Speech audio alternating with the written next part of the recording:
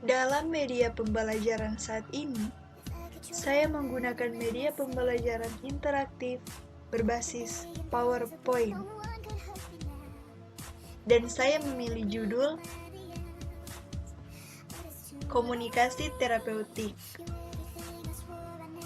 Untuk warna dari background dan lain-lain, saya menggunakan warna putih dan warna biru.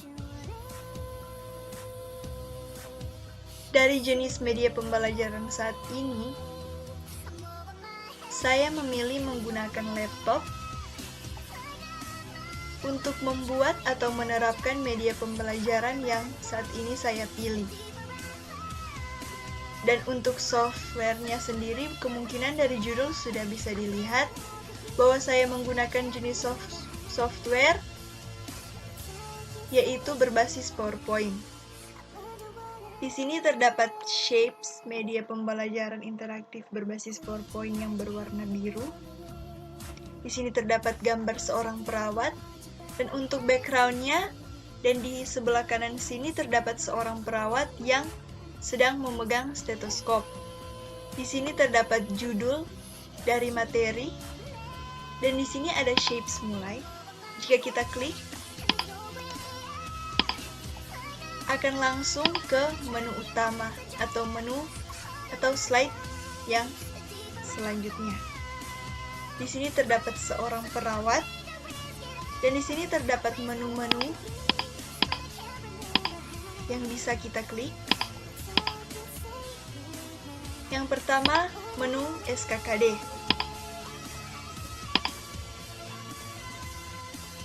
Dalam menu SKKD terdapat standar kompetensi dan kompetensi dasar dari materi komunikasi terapeutik.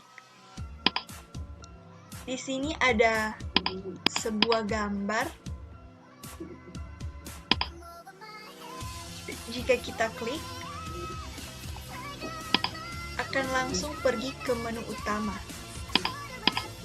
Yang selanjutnya kita klik menu materi. Sebelum kita membahas tentang komunikasi terapeutik, ada baiknya kita mengetahui tentang komunikasi. Apa itu komunikasi? Di sini terdapat animasi, dan sebelum Shapes muncul, terdapat rekaman suara.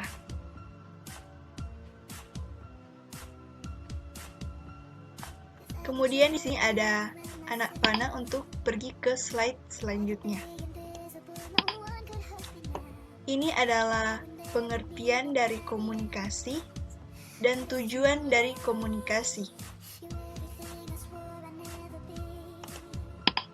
Kemudian elemen komunikasi, jenis komunikasi, proses komunikasi, dan faktor-faktor yang mempengaruhi komunikasi. Setelah kita membahas tentang komunikasi, langsung saja kita masuk pada materi yang akan kita bahas dalam media pembelajaran saat ini, yaitu komunikasi terapeutik. Di sini juga, sebelum materi, terdapat rekaman suara. Kemudian slide selanjutnya. 1. Pengertian komunikasi terapeutik. Di sini terdapat pengertian dari komunikasi terapeutik, yang bisa kita tahu bersama bahwa komunikasi terapeutik yaitu adalah komunikasi interpersonal antara perawat dan klien yang dilakukan secara sadar ketika perawat dan klien saling mempengaruhi dan memperoleh pengalaman bersama yang bertujuan untuk membantu mengatasi masalah klien serta memperbaiki pengalaman emosional klien yang pada akhirnya mencapai kesembuhan klien.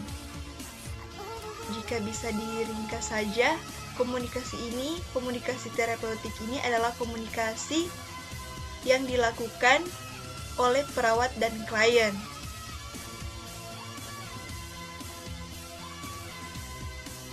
Selanjutnya ada pengertian lain dari komunikasi terapeutik.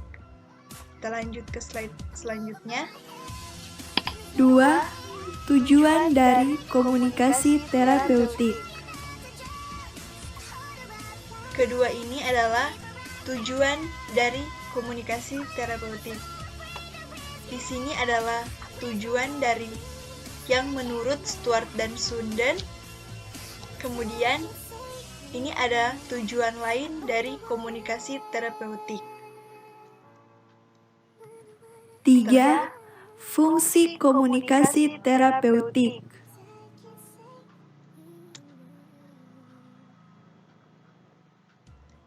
Ini adalah fungsi dari komunikasi terapeutik. 4. Manfaat komunikasi terapeutik.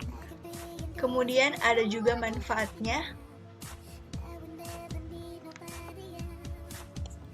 5. Kegunaan komunikasi terapeutik. Terdapat kegunaan juga dari komunikasi terapeutik. 6. Karakteristik seorang perawat dalam melakukan hubungan terapeutik.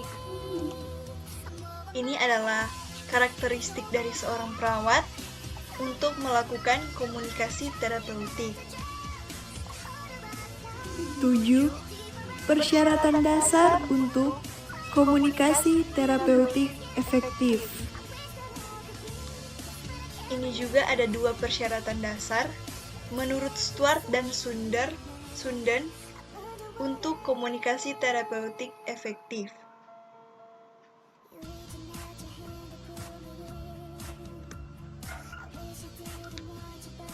Tujuh. Persyaratan dasar untuk komunikasi terapeutik efektif. Ini ada 2 persyaratan dasar menurut Stuart dan Sunden untuk komunikasi terapeutik efektif. 8. Bentuk hubungan. Ini ada bentuk-bentuk hubungan dari komunikasi terapeutik. Ada yang hubungan sosial, hubungan intim, dan juga hubungan terapeutik. 9. Prinsip-prinsip komunikasi terapeutik.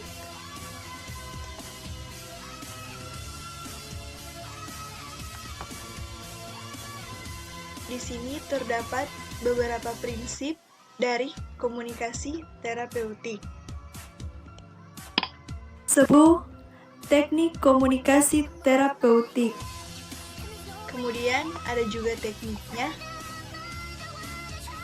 11. Sikap perawat dalam melakukan komunikasi terapeutik. Dan ini adalah sikap perawat dalam melakukan komunikasi terapeutik.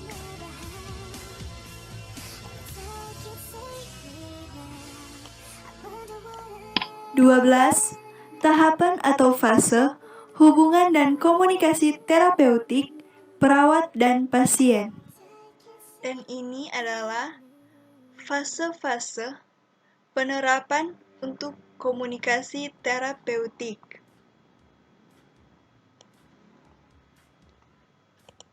13.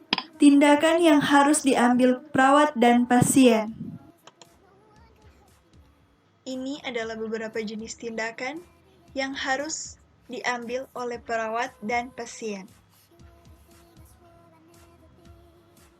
Dan untuk teori dari komunikasi terapeutik hanya sampai di sini. Kemudian kita lanjut ke menu selanjutnya, yaitu video.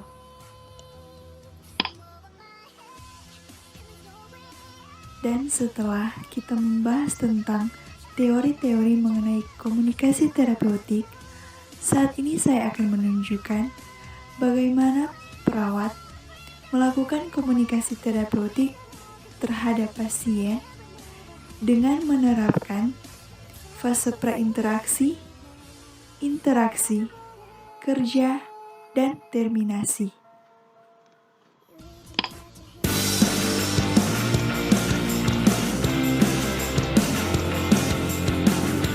Halo, Assalamualaikum warahmatullahi wabarakatuh. Ketemu lagi dengan saya. Teman-teman sekalian, kurang lebih 4 minggu kita belajar komunikasi terapeutik kemarin ya, dari fase prainteraksi, interaksi, kerja, dan terminasi. Teorinya sudah teman-teman dapatkan semua, tinggal mempraktekannya.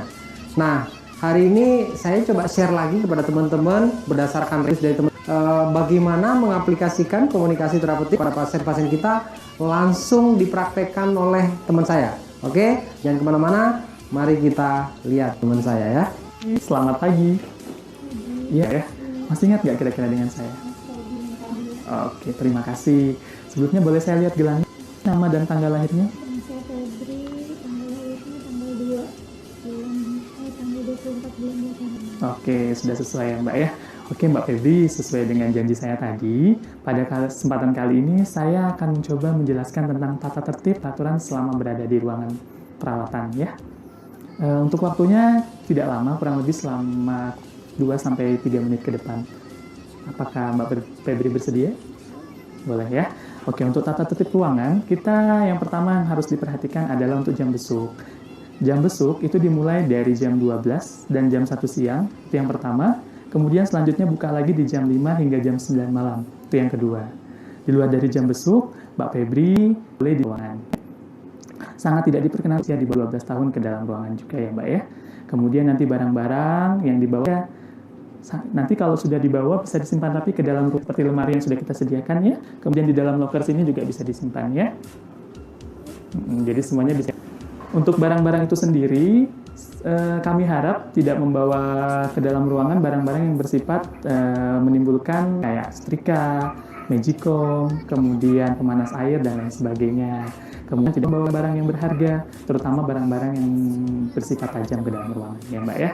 Kemudian nanti untuk lingkungan sekitar tetap harus diperhatikan ya, kerapiannya dan kebersihannya, karena itu juga membantu kami pada saat kami akan melakukan pemeriksaan nanti ya, biar keadaannya selalu bersih dan enak dilihat ya Mbak ya. Oke, untuk selanjutnya informasi yang terkait dengan tata tertib dan lain sebagainya nanti bisa Mbak Febri baca di lembar bolak-balik yang sudah kita sediakan ini ya, karena di sini masih ada diperhatikan. Oke, kira-kira sejauh ini sudah mulai tata tertib ruangan? Sudah ya. Gimana perasaannya? Untuk hal-hal apa saja ruangan ya?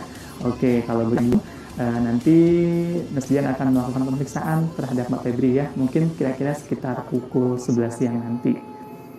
Oke, kami berharap Mbak Febri betah selama dirawat di sini, kemudian dan segera cepat diberi kesembuhan ya. Oke, terima kasih atas kesempatannya. Saya permisi. Selamat pagi. Oke teman-teman sekalian, semua sudah melihat ya bagaimana aplikasi komunikasi terapeutik yang tadi langsung dibawakan oleh rekan saya Robin. Nah sekarang teman-teman tinggal praktekkan tuh, latih. Kalau masih bingung, tonton lagi videonya, kemudian dilatih lagi. Semakin sering teman-teman melakukannya, insya Allah teman-teman akan semakin expert. Dan nanti pada saat Anda mempraktekannya jangan kaget kalau di sini. Halo. Oke, sampai ketemu lagi dan excellent.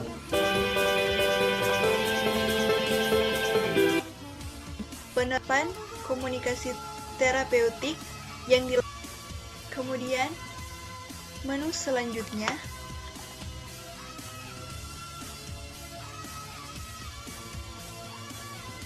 ini adalah rangkuman dari materi komunikasi terapeutik.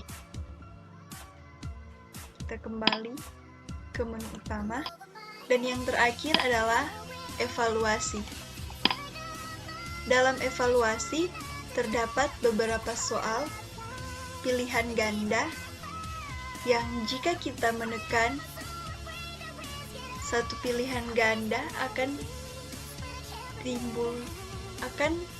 muncul shape salah dan benar. Misalnya nomor 1, komunikasi terapeutik adalah komunikasi untuk mencapai tujuan terapi. Berikut ini adalah tujuan komunikasi terapeutik, yaitu Misalnya kita pilih A, dan untuk salah akan ada shape seperti ini. Kita coba B. Jika benar akan ada shape seperti ini. Begitupun soal yang berikutnya. Berikut ini yang merupakan sikap terapeutik perawat pada aspek fisik yang harus dipertahankan saat berkomunikasi dengan pasien, kecuali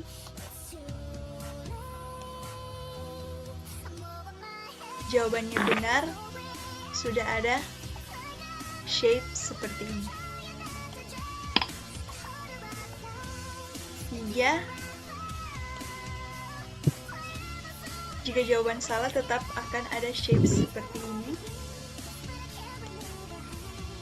Dan jika jawabannya benar, akan ada shape seperti ini. 4. Berikut ini contoh komunikasi dalam dimensi respons yang menghargai.